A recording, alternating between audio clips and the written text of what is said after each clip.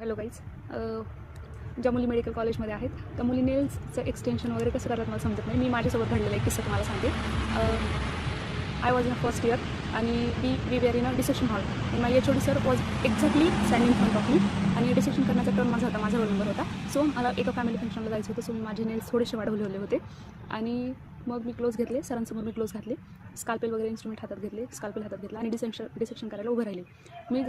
मी जसं बॉडीला हात लावला, सगळे स्टुडंट्स त्या बॉडीच्या बाजूला उभारले होते, एच ओ डी सर तिथे. आणि मी जसा स्काल्पेल हातात घेतला आणि बॉडीला हात लावला की माझे नेल्स त्या ग्लोव्जमधून बाहेर आले.